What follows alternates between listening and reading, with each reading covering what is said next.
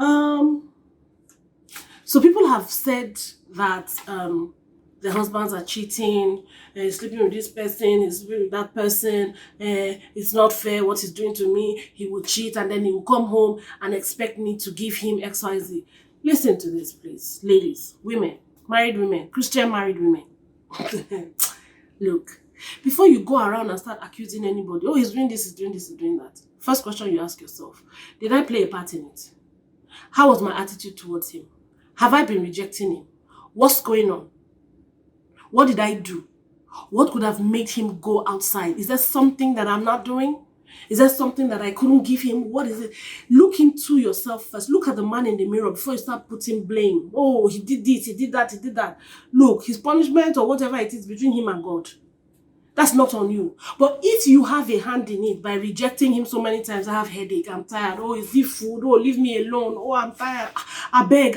Since every day, every day, every day. Are you not tired? Me, I'm tired. Oh, please go, go, go, go, go. When you tell him, go, I beg, I'm tired. And he goes, since you're tired.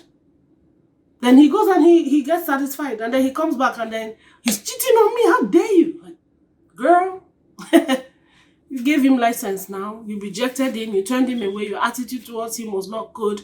You didn't create the environment. He comes home. Yes, you're tired. The house is smelly. The house is scattered. Do you know that a scattered home that doesn't smell good is a turn off for men? They might not say it to you, but I discovered that it's a turn off. If your home is scattered, if your home is not smelling good, he comes in. That is a major turn off.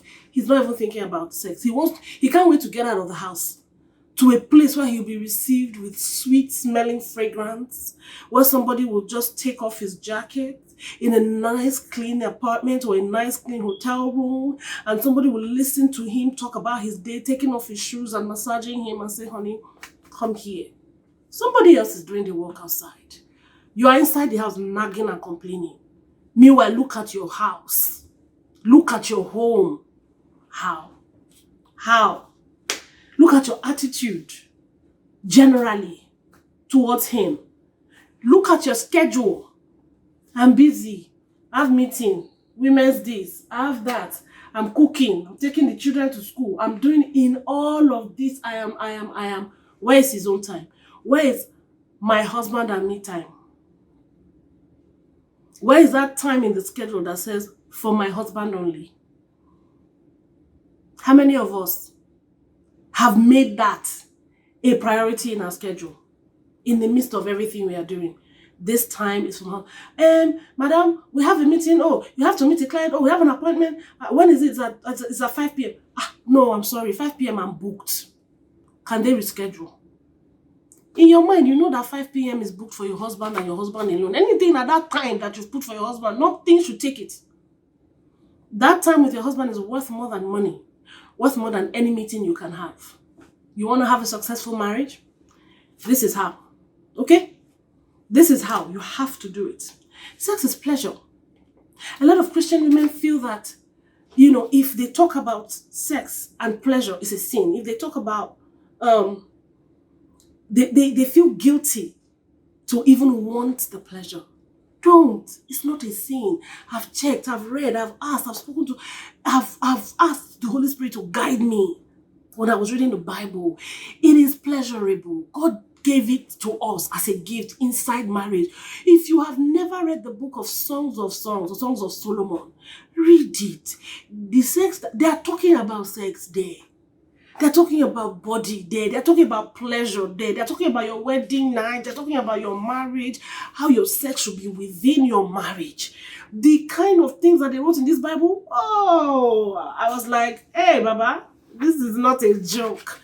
Because God knew what he was doing when he made our bodies the way he made it. Read that Song of Solomon. You will see what I'm saying. That they were not talking about sex as regards having children. They were talking about pleasuring each other. They were describing the woman's breast, describing the garden. You know what the garden is? They were describing, drink from the water of your youth. the pleasure in the Songs of Solomon can drive you crazy. If you're looking for something to entice you to have sex and you're saying, no, I don't want to do anything secular, go to that Song of Solomon. You will find things there that will make you understand the importance of having a physical connection with your husband. The spiritual is going on, the emotional is going on, everything is going on. But if that physical one is missing, trust me, you are in trouble. You are in trouble.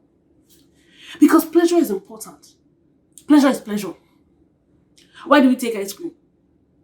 You don't do ice cream because you're hungry. If you're hungry, you eat food. Why do we take chocolate? Some people love chocolate because it gives them all kind of pleasure. Some people love it, some people don't. Everybody has their own pleasure. Pleasure is pleasure.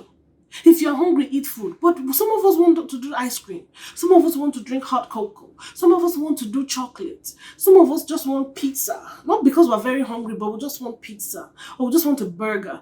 Not because we're really, really hungry, but I love burgers. If I pass fast food, I want burger. I want this, I want that. It's pleasure. Our minds are conditioned. For those people who studied psychology, or if you have anybody who studies psychology, talk to them about the mind and conditioning and pleasure. There's an aspect of our brain that responds to pleasure. But when it comes to sex, every human being has pleasure in their body. You respond to things that will give you pleasure. Some people respond to touch. Some people respond to kisses. Some people respond to hugs. Once your husband just hugs you, your body goes, woo! Some people, when their husbands just touch the back of their neck, your body is meant to respond. You might be in a different place from other people, but you will have a place in your body that will respond to something. At that point, what do? It's pleasure. It's not a sin. It is not a sin. Okay? What turns you on as a woman? Because you need the pleasure too. Talk to your husband. Tell him. If he doesn't know, if he hasn't found out, tell him. Explore with him. Tell him, babe, I want you to explore my body today. Let's do something tonight. Invite him. When everybody has gone to bed, go to your bedroom and start from head to toe. Let him start exploring. Give him free access because your body is his own. As he's trying to explore, you say, enjoy it. If he hits the right spot, tell him. If there's a place that's not working, say, not there, let's try here. Guide him. Help him to help you. Same thing, vice versa. There's one thing I also want women to be wary of. Because some people have said to me, I love my husband, but I don't know why I can't have sex with him. I always reject him. You might be dealing with a medical condition as well. If you have any of the following, you might need to see a doctor or a therapist. Some people have painful sex. It is a medical condition. It can be caused by various things. And I mean various things. I've been reading up on all of this and I've realized that a lot of people, especially over the age of 35, women who are over the age of 35 have painful sex. So when their husband approaches them, they're like, honey, I'm tired. They are too ashamed to say to someone, I don't enjoy sex because it's painful for me. When you see the whole world enjoying it, it's not a shameful thing. It's a medical condition. You can get it treated. You can get it fixed. Go see a doctor. Okay? There are gynecologists that you can see that can help you. Other women experience dryness. Okay? They experience dryness down there. It is not anything to be ashamed of. Some people say, oh no, but I'm not going through menopause now. Why is it dry? There are medical conditions that people have that can dry out that place. It's no longer moist. You can see a doctor and they have drugs and different things that can help you get that fixed. Okay? Get it fixed so that you stop running away from your husband. There are some people that experience pain when they're touched on their boobs. If you experience such pain, please run now and see a doctor. Because when he comes or he presses against you or he lies down on top of you, you feel pain. Don't wait until you see lump. Once that pain is there, please, woman of God, go and see a doctor. Don't do pastor and say, it's a sign. God doesn't want me. If I want to have children, I'll bear it. But if it's not children, God doesn't want me to do this. It's a sign that it's a sin. Don't deceive yourself. You're dying. Go see a doctor. Okay? Some people have mental blocks that when they see their spouses, they are turned on. But when it comes to sex, they just cringe. Like, I don't want it. There's a mental block. Not like you don't love your spouse, you do, but there's something that's blocking you mentally from releasing your sexual fantasies, your needs, your wants. It's there. You feel it. Sometimes you're really turned on, but when it comes down to it, something just turns you off immediately. It is something that you can deal with a therapist. It's a mental block. People go through it. There's a name for it. People go through these things and they don't realize. They just think, oh, my relationship with my husband has changed. No, it didn't change. There's something blocking you mentally and you have to release it. You need a specialist for that. Another thing is trauma. Some women have gone through things in their past and those things that they went through still haunting them. It might not be as strong and they might not even know that they're still going through trauma, but they are. And the moment their husband touches them, something in their body just revolts and they reject him. I have a headache, please. I'm tired, please. I'm this, please. I'm that, please. But some of these people might start having a picture of another guy in their head that they're contemplating. Should I not? Then you ask yourself, but I love my husband. Why is it that I don't feel like having this with my husband anymore, but I feel like having it with someone else? That one is spiritual. You need to pray. You need to find prayer partners, people you can trust that can discuss these things freely with you without judgment. We need to pray and ask God for that, to fix that in your heart. We need to pray. Sexless marriage. In a sexless marriage, which a lot of people are facing right now, there are so many questions. I've asked some of them before. You need to ask yourself a question.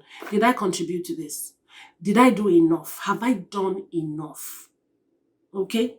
Have I played my part?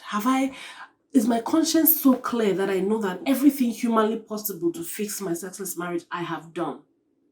Okay, have I prayed enough about this? Because we pray about money, sickness, this, career, business, that, but do we pray about sex? I'm writing something very soon. I don't want to let the cat out of the bag, but it's about praying for your something down there. You need to. If this embarrasses you, I'm sorry. You need to specifically pray for that. Am I constantly rejecting my husband? Did I do anything at all to make him just withdraw? Has he stopped asking me for it? If he stopped asking me for it, does that mean something is going on? What have I done? You need to deal with all of that. And then when you make a decision to try and fix it because you value your gift of marriage, you value your home, you have to be patient. You might try some things and he might reject it now. He might take a different turn and reject your advances or your approach. Be patient. You have to persevere. You will experience things in the journey of trying to fix this thing. It will take a while. It's not a walk in the park. There must be a reason. Not all men are dogs, as people say, all men are dogs, all men are rats. No. Sometimes there are some men that are driven to these things by circumstance, by peers, by their friends, by the things that they experience at home with their wives, by frustration, pent-up anger. They do things to just give themselves release. Men will look for a fastest way to release their tension. If they can't release it with you or release it at home, they will find it outside. So you have to be patient, you have to persevere, you have to work hard at it. Find out what will get him back to that romantic side. Find out what turns him on constantly. Find out what you can do to turn him on. Find out how you can make your environment better for him. Find out as much as you can. Forgive. That's another thing.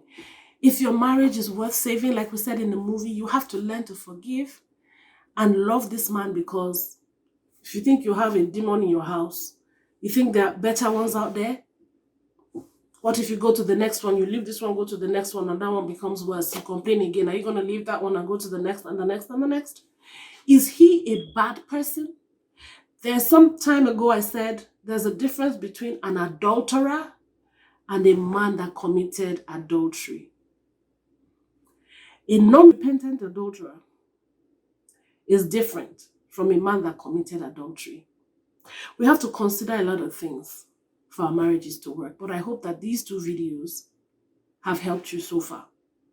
We'll talk more about this soon. Bye.